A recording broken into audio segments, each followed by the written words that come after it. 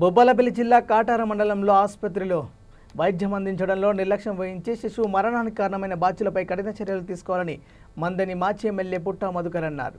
అనంతరం మీడియా సమావేశంలో మాజీ ఎమ్మెల్యే మాట్లాడుతూ మండలంలో దంతాలపల్లి గ్రామానికి చెందిన హరిత మండల కేంద్రంలోని ప్రాథమిక ఆరోగ్య కేంద్రంలో డెలివరీ కోసం అడ్మిట్ అవ్వగా డాక్టర్ మౌనిక సాధారణ డెలివరీ అవుతుందని చెప్పి 3 రోజులు హాస్పిటల్లో ఉంచి సరైన వైద్యం అందించకపోవడంతో కడుపులో శిశువు చనిపోవడం జరిగిందని అన్నారు. వైద్యుల నిర్లక్ష్యంతో శిశువు మరణించిందని, రాష్ట్ర వ్యాప్తంగా ప్రభుత్వ ఆసుపత్రుల్లో సరైన వైద్యం అందించడం లేదని ఆరోపించారు. సమస్యలపై స్పందించిన వారిపై అక్రమ కేసులు నమోదు చేస్తున్నారని, ఈ విషయంపై కలెక్టర్, స్థానిక ఎమ్మెల్యే స్పందించి బాధ్యులపై చర్యలు తీసుకోవాలని, లేని ఎడల ఆందోళన కార్యక్రమాలు చేపడతామని హెచ్చరించారు.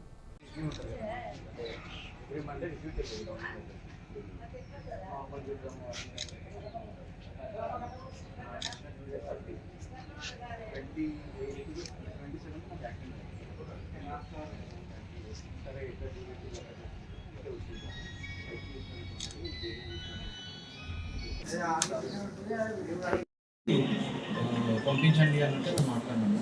బట్ ఆమె ఇంకా లేబర్స్ ట్రై చేద్దాము అసలు నాకు కనిపించి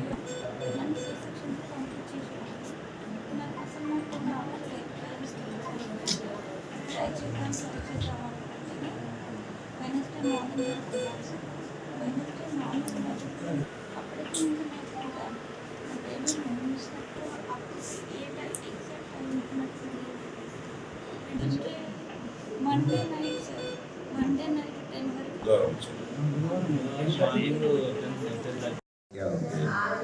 ప్రజలకు ఎవరు రక్షణ? గరీబులకు ఉన్నదే గవర్నమెంట్ హాస్పిటల్. గవర్నమెంట్ హాస్పిటల్లోనే రాజకీయాలు ఉంటాయి.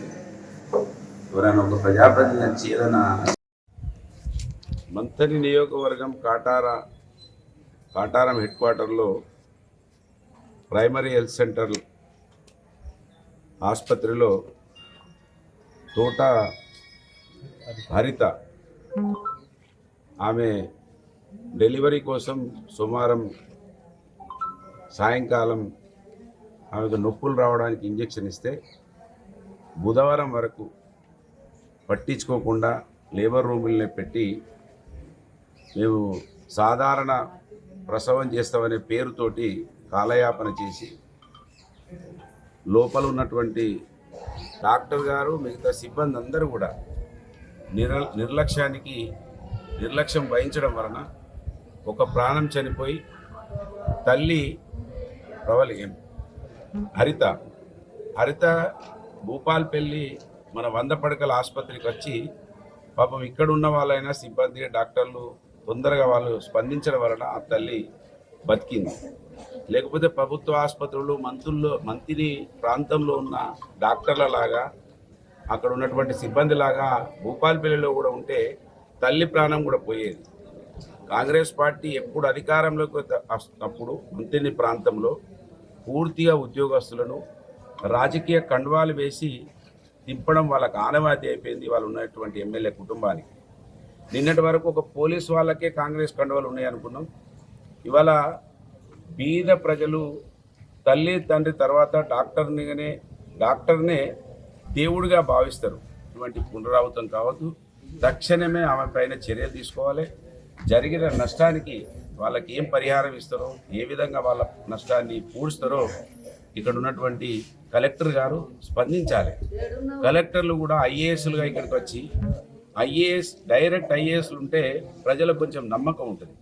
మరి డైరెక్ట్ ఐఏఎస్లు వచ్చి ఇక్కడ కూర్చున్నా కూడా ప్రజలకు న్యాయం జరుగుతలేదంటే ఇవాళ ఐఏఎస్ల మీద ఐపీఎస్ల మీద నమ్మకం పోతే ఈ భారతదేశం ప్రజాస్వామ్యం మొత్తం కూని అయిపోతుందనే విషయాన్ని కలెక్టర్ గారు కూడా గమనించాలని డిమాండ్ చేస్తూ ఉన్నాను. ఇది పునరావృతం అయితే ఉద్యమాలు ఆసుపత్రుల నుంచే మొదలైతాయి అనేది నేను తెలియజేస్తూ ఉన్నాను. ఈ దురదృష్టకరమైన సంఘటన ఏ విధమైన ఇంకా ఎక్కడికైతే తీసుకెళ్లాలో అక్కడ దాకా కూడా తీసుకెళ్తాం, ఉపేక్షించమనేది ఈ సందర్భంగా తెలియజేస్తూ ఉన్నాను. మీ అందరికీ ధన్యవాదాలు.